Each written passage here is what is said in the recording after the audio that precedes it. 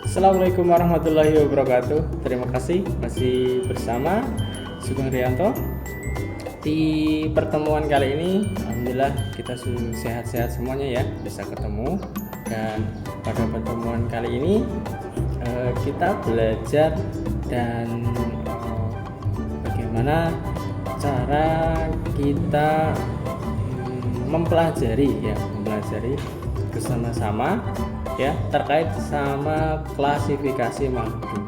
Nah, ada judul itu pastinya ini buat kelas berapa ya? Pastinya kalian yang sudah menonton video ini pasti bisa menebak oh ini kelas berapa.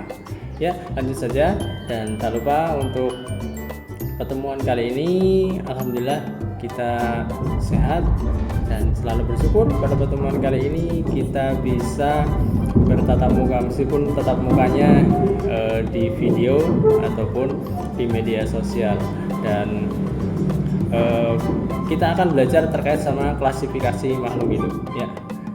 Kemarin mungkin yang sudah mengikuti Pak Sugeng ya di kelas kita sudah mengamati benda hidup dan benda mati yang ada di lingkungan sekitar kemarin di madrasah ya, di lingkungan lapangan dan di lingkungan musola ya. Pastinya ada benda hidup dan benda mati ya, karena kita belajar terkait klasifikasi makhluk hidup. Nah, yang kemarin yang sudah diamati itu ada benda-benda yang ada di sekitar kita ya, terutama ada hewan dan tumbuhan atau bahkan ada benda mati. Banyak yang sudah menuliskan itu batu ya, pastinya di sekitar kita banyak batu, itu termasuk adalah benda mati. Nah, selanjutnya kita akan belajar terkait sama klasifikasi makhluk hidup ya. Bisa di komen ataupun komen atau bahkan mau subscribe silakan, dan ini semata-mata sebagai media edukasi untuk belajar ya, terutama buat anak-anak bahkan siswa-siswi. Dan selanjutnya akan kita belajar klasifikasi makhluk hidup. Yang pertama itu pastinya kita akan membedakan antara makhluk hidup dan benda mati yang pertama. Nah, kalau makhluk hidup itu pastinya yang akan kita amati adalah pastinya memiliki kemampuan untuk bergerak, karena contoh yang mencolok dari makhluk hidup itu bergerak, meskipun ada benda-benda ataupun makhluk hidup yang tidak bergerak, yang tidak terlihat bergerak. Contohnya itu ada terumbu karang ya, karena itu juga makhluk hidup. Nah, di sini makhluk hidup memiliki kemampuan untuk bergerak, karena itu adalah yang bisa terlihat ya, makhluk hidup. Nah, meskipun secara pasif tergantung pada apa yang kita lihat ya. Selanjutnya untuk ciri-ciri ya, ini ciri-ciri dari makhluk hidup. Yang kedua adalah makhluk hidup itu dapat tumbuh dan berkembang. Pertumbuhan pastinya itu mengacu pada peningkatan atau jumlah ya. Nah, kalau misalnya perkembangan itu menggambarkan perubahan dalam bentuknya. Kalau misalnya berkembang ya dari kecil ada proses besar itu adalah perkembangan ya, dari kecil bayi ya, sekarang mungkin sudah besar sampai sekarang, itu termasuk dalam perkembangan ya. Nah, pertumbuhan dan perkembangan ini memungkinkan makhluk hidup untuk mencapai kedewasaan ya, karena perlu yang namanya bertumbuh dan berkembang setiap tahap per tahun atau bahkan per waktu-waktu, itu pasti ada pertumbuhan dan perkembangan. Nah, yang selanjutnya yang ketiga itu adalah makhluk hidup itu memiliki kemampuan reproduksi ya. Nah, reproduksi ini adalah ciri khas untuk membedakan makhluk hidup dari benda mati ya. Melalui reproduksi ini dapat meneruskan genetiknya ya. Jadi ini meneruskan ya. Jadi mempertahankan spesiesnya ya. Nah, dan ini reproduksi juga ini bisa terjadi secara seksual dan aseksual. Nah, ini adalah kemampuan untuk reproduksi. Nah, ini belum saya jelaskan secara detail ya, ini cuma sebagian saja ya. Selanjutnya yang keempat itu adalah pastinya makhluk hidup itu menanggapi dari rangsangan siapa, kalau bahasa lain adalah iritabilitas ya, respon terhadap rangsangan dari lingkungan ya. Kalau seandainya manusia ataupun hewan itu rangsangnya bisa berupa apa? Cahaya ya, cahaya berupa kita terkena sinar matahari atau terkena senter, itu pastinya ada refleks ya atau rangsangan.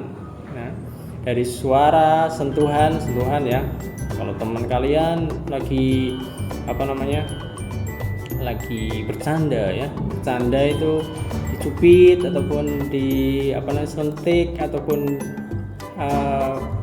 lagi bercanda lah ya, itu pasti kerasa atau perubahan terhadap lingkungan lainnya. Kalau cuaca panas ya, kita kepanasan yang pastinya kulit kering, dan kalau seandainya dingin kita lembab ya, itu terus rasanya dingin, itu juga termasuk dalam rangsangan ya, rangsangan dari lingkungan. Nah, selanjutnya yang kelima itu adalah pastinya makhluk hidup mengambil atau menggunakan energi ya, dalam artian kita membutuhkan energi dari apa? Dari makanan ya. Nah, di lingkungan makanan ya. Nah, kalau tumbuhan itu mengambil energi atau tidak ya?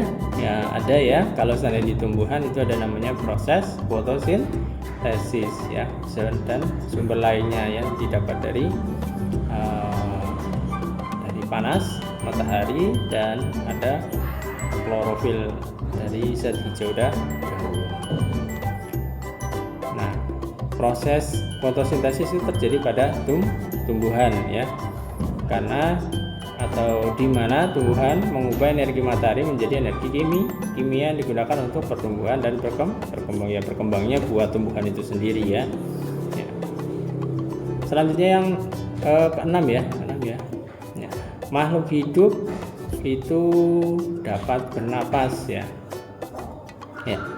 Setiap makhluk hidup itu pasti penting yang namanya bernapas, karena melibatkan itu ada oksigen dan karbon dioksida antara makhluk hidup dengan lingkungannya. Jadi saling keterkaitan ya, tukaran oksigen, kita membutuhkan oksigen, karbon dioksida itu diserap oleh tumbuhan. Nah, pada hewan ya, respirasi atau untuk bernapasnya itu melalui paru-paru. Nah, kalau seandainya di hewan ikan itu menggunakan insang ya, dan banyak juga yang lainnya ya. Nah, kalau pada tumbuhan terjadi pada respirasi, pada stomata, pada bagian permukaan daun, di mana mereka mengambil karbon dioksida dan melepaskan oksigen. Jadi manusia dan tumbuhan itu saling keterkaitan, karena tumbuhan menghasilkan oksigen ya. Dan selanjutnya adalah makhluk hidup yang ketujuh adalah makhluk hidup itu menghasilkan zat sisa atau ekskresi ya. Ekskresi itu adalah mengeluarkan sisa metabolisme. Nah, ini adalah mengeluarkan sisa untuk menjaga keseimbangan internal dan mencegah keracunan. Jadi kalau seandainya sisa-sisa metabolisme kita tidak dikeluarkan, itu nanti akan menjadi racun. Makanya makhluk hidup itu menghasilkan sisa metabolisme. Pada manusia di sini ada yang namanya organ ginjal ya, yang berfungsi untuk menyaring limbah dan mengeluarkan melalui urin. Urin itu kayak kalian buang air kecil ya, itu urin ya. Pada tumbuhan, nah zat sisa disimpan dalam bentuk gula dan atau bahkan pada senyawa lain yang tidak beracun ya. Jadi itu pada manusia dan tumbuhan. Nah, selanjutnya yang terakhir adalah makhluk hidup itu tersusun dari sel ya. Jadi sel adalah unit terkecil, unit dari sel, struktur dan fungsi terkecil dari makhluk hidup. Semua makhluk hidup baik uniseluler maupun multiseluler tersusun dari sel. Jadi kita ataupun makhluk hidup itu tersusun dari sel. Nah, selanjutnya kalau sel-sel bergabung akan membentuk sebuah jaringan, organ, dan sistem yang saling bekerja sama untuk memelihara kehidupan dan menjaga keseimbangan internal makhluk hidup. Ya, itu ciri-ciri dari makhluk hidup. Ya, mungkin itu saja yang bisa disampaikan untuk info ataupun yang mau disampaikan, mungkin dilanjutkan ke video selanjutnya. Terima kasih atas perhatian dan sudah menyimak video ini. Mungkin terdapat banyak penyampaian yang kurang pas dalam video ini ya, kami perlu yang namanya komentar ataupun tanggapan yang bisa membangun ke depan lebih baik lagi. Terima kasih, selalu bersyukur, dan jangan lupa jika menyukai video ini di like aja dan bisa subscribe. Terima kasih. Wassalamualaikum warahmatullahi wabarakatuh.